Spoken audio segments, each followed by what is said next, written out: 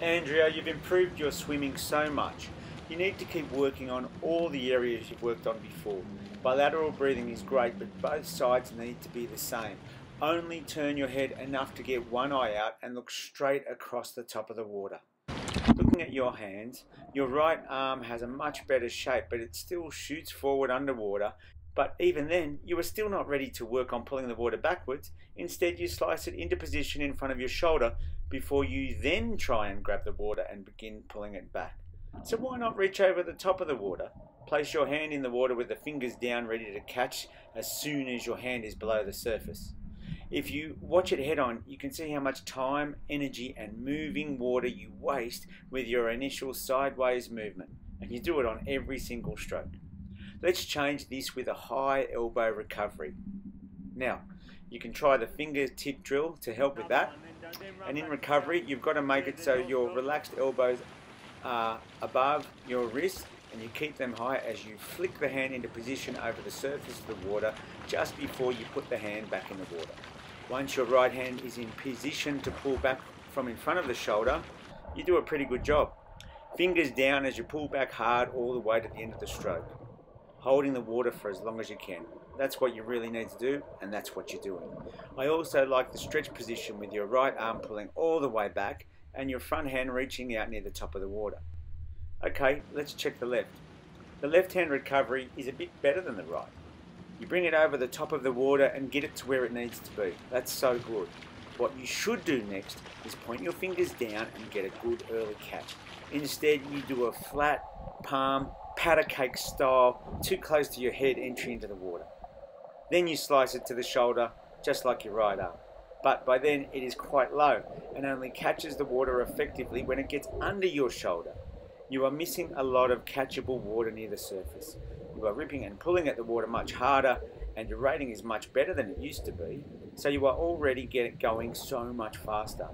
Imagine if you just catch the water sooner and hold it longer, because while your right arm finishes the stroke the way it should, you are still twisting your hand on the left side to get it out easily instead of holding on to the water and pushing it past your knee so you feel it flow past towards your feet. The other thing to do is make sure that your arm holds the over the barrel shape that makes initiating an early catch almost automatic. Here are some still shots of your arms in action.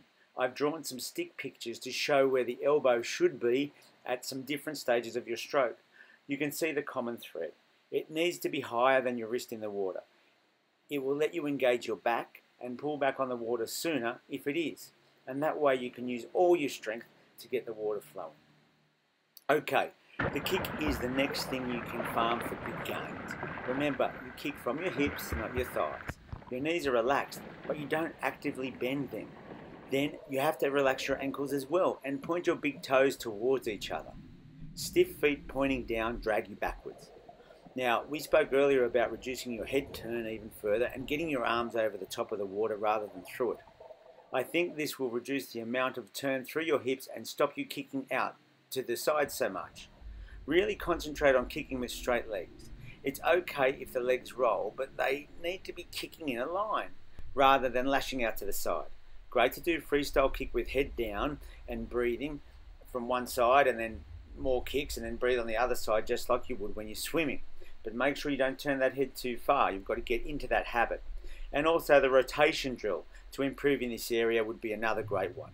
The idea of this is to help you keep your hands up in the water and to help you with your rotation as well. So you've got to make sure that your core and your glutes are engaged in this activity, this drill, as you swim. Now, those two things, engaging your core and your glutes, is something you should be doing all the time anyway. But when you're doing a drill, you can really concentrate on it.